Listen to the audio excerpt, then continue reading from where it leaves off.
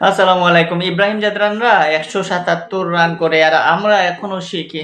ওরা সিনিয়র, ওরা জুনিয়র, ওরা সবই। কিন্তু আমরা কিছুই না। মানে সিনিয়রও না, জুনিয়রও না। পারি না এটাই। ফার্স্ট ম্যাচে আফগানিস্তান সাউথ আফ্রিকার সাথে বিধ্বংসী হারার পর সেকেন্ড ম্যাচে এসে ইংল্যান্ডের সাথে কিভাবে এত রান করলো? যখন পাওয়ার প্লেতে তারা ৩টা উইকেট হারিয়ে ফেললো, তারপরেও তারা ৩20 প্লাস রান। ইব্রাহিম জাদরান করলেন রেকর্ড। চ্যাম্পিয়ন্স ট্রফির ইতিহাসে সর্বোচ্চ রানটা তিনি করে ফেললেন। রিসেন্টলি সেই রানটা করেছিলেন ভ্যান ডাকেট ইংল্যান্ডের ফার্স্ট ম্যাচে। সেই ভ্যান ডাকেটের রেকর্ডটা ভেঙে দিলেন এই ইব্রাহিম জাদরান। আফগানিস্তান এবং বাংলাদেশের থিঙ্কিং ট্যাঙ্ক যারা আছে তারা আসলে কতটা ক্রিকেট নিয়ে চিন্তা করে সেটা আসলে প্রশ্ন থেকেই যায়।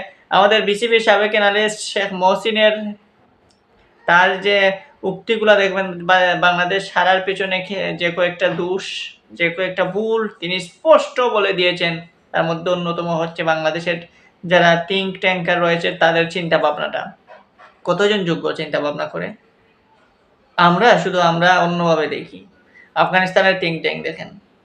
তারা একটা প্ল্যানিংয়ে থাকে। আইসিসি ইভেন্ট আসলে তারা একটা প্ল্যানিংয়ে থাকে। আমরা ওয়েস্ট ইন্ডিজের টি-20 বিশ্বকাপে দেখেছিলাম তারা প্ল্যানিংয়ের অংশ হিসাবে ডুয়াইন ব্রাভোকে তাদের মেন্টর হিসাবে নিয়োগ দিয়েছিল।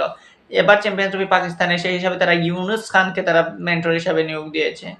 শুধু তাই নয়, তাদের যে কোচ বিশালভাবে বলা যায় যে অত্যন্ত ট্যালেন্ট একটা কোচ এবং তাদের টিম ম্যানেজমেন্ট সব দিক থেকে বেটার এবং তাদের ব্যাটসম্যানরা যারা রয়েছে তাদের ব্যাটাররাও কোয়ালিটি সম্পূর্ণ।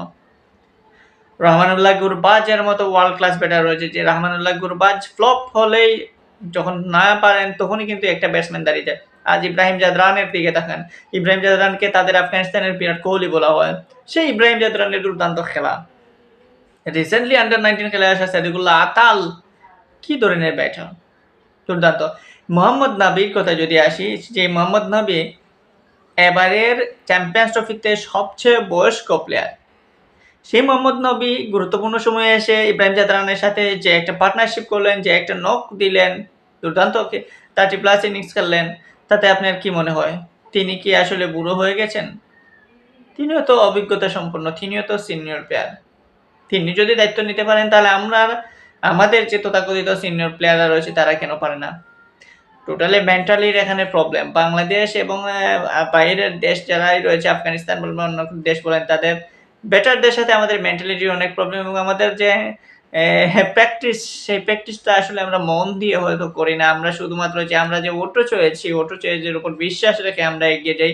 আমরা খেলি যাতে করে আমরা দল থেকে তো আর আমরা বাদ পড়বো না, আমরা তো থাকবোই। এই অবস্থা ক্রিকেটে। তো আশা করব আজকে আফগানিস্তান দুর্দান্তভাবে জয় ছিনিয়ে আনবে ইংল্যান্ডের কাছ থেকে। সেটা তাদের খেলার সাথেই বোঝা যাচ্ছে। খেলা দেখেই খুবই ভালো লাগতেছে। তাদের একটা লং ব্যাটিং ডিসপ্লে দেখলাম। 8-9টা ব্যাটার, কাকে রেখে কাকে আপনি বলবেন। প্রত্যেকটা ব্যাটারে কিন্তু কোয়ালিটি সম্পন্ন এবং প্রত্যেকটা ব্যাটারের মধ্যে অলরাউন্ডারই বেশি। আর বাংলাদেশ সাকিব আল হাসান ছিল একমাত্র অলরাউন্ডার। সাকিব যাওয়ার পর এখন তো বুঝতে পারতেছেন অলরাউন্ডার কতটা প্রয়োজন একটা ক্রিকেটে বাংলাদেশের। মেহেদী হাসান মিরাজকে দিয়ে কি সবকিছু হচ্ছে না। তো সাকিবই। যাই হোক, এখন দেখুন খেলা। বাংলাদেশ কালকেই তো পাকিস্তানের সাথে নামবে। দেখা যাক এখন শেষ সময় এসে কি আনন্দ দেয় বাংলাদেশ।